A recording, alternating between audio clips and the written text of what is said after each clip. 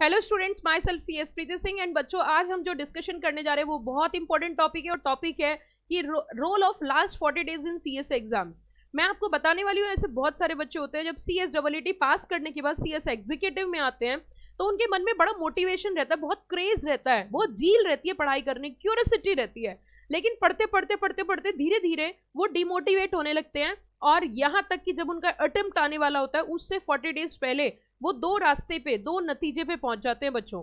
या तो वो सोचते हैं नेक्स्ट अटेम्प्ट प्रिपेयर करेंगे और अच्छे से देंगे, या फिर वो सोचते हैं इस बार ऐसे ही दे देते हैं, अगली बार पास हो जाएंगे। अगर आप ये दोनों चीजें 40 दिन पहले सोच रहे हो तो आप 100% गलत हो बच्चों। 100% गलत क्यों? क्योंकि आखिरी के 40 दिन ही बहुत अहम भूमिका निभाते हैं।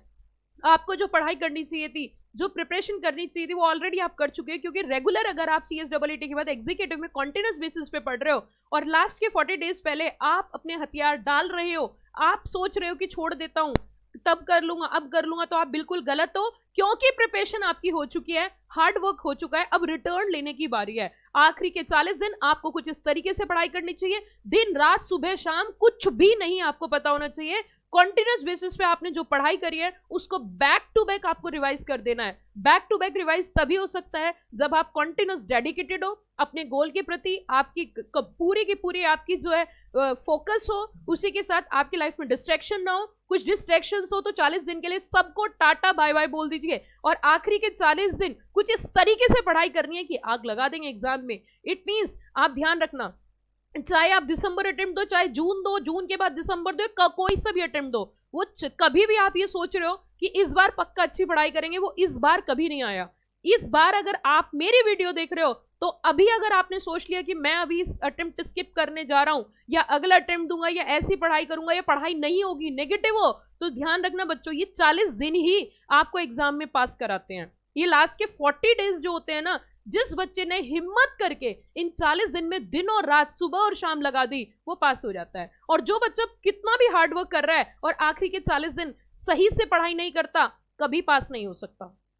तो ये ध्यान रखना, आप कितनी भी अच्छी प्रिपरेशन करो, लेकिन लास्ट के 40 डेज आपको हार्ड वर्क करना है, क्योंकि यही वो टाइम है जो आपको पास होने के लिए पूरी तरीके से रोल प्ले करता है। और आपको इस टाइम पे कम से कम 12 घंटे कम से कम पढ़ना चाहिए। 12 घंटे का स्लॉट अगर मैं बताऊं तो मैं आपको सिंपल तरीके से बताती हूँ, हालांकि आपका अपना रूटीन हो सकता है, आप उसे फॉलो करिए, लेकिन 12 घंटे का आउटपुट निकलना चाहिए।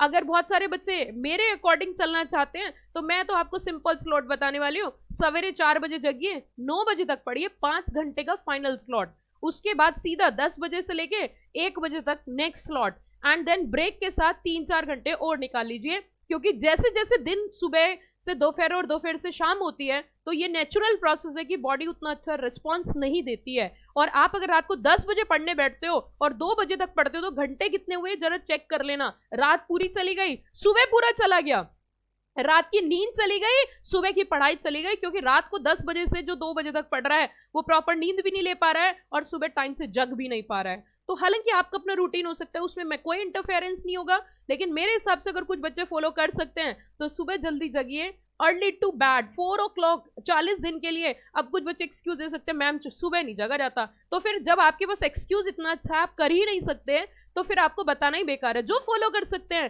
4 से 9 का आउटपुट निकाल दीजिए, 1 शॉट क्वालिफाई, झंझट ही नहीं रहेगा।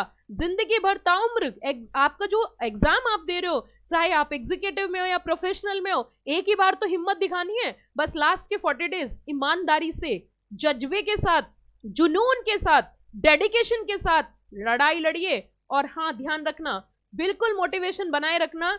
आखिरी के 40 दिन ही आपके एग्जाम के लिए बहुत बहुत इंपॉर्टेंट होते हैं।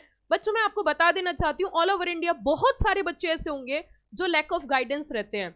एज ए सीएस मेरी भी एक रिस्पॉन्सिबिलिटी है, क्योंकि मैं छोटी सिटीज में अब हर बच्चे से कनेक्ट नहीं हो सकते, लेकिन हम यूट्यूब के माध्यम से मैं हर सिटी, हर शहर और उन बच्चों तक पहुंच सकती हूँ जो इस समय डिमोटिवेट हो रहे हैं। तो इसीलिए बच्चों, अगर आप ये वीडियो देख रहे हो तो अपने फ्रेंड्स तक भी जरूर शेयर करो, और आपकी क्या राय रही है इस बारे में इस वीडियो के कमेंट बॉक्स में जरूर से जरूर आप अपना रिस्पॉन्स देना, ताकि मुझे भी पता चल सके कि आपको वीडियो कैसी लगी। उसी के साथ आप अगर सीएस स्टूडेंट हो और लास्ट मोमेंट के कुछ रिवीजन करना चाहते हो तो आप इस चैनल को कर लीजिए subscribe, thank you, have a wonderful day.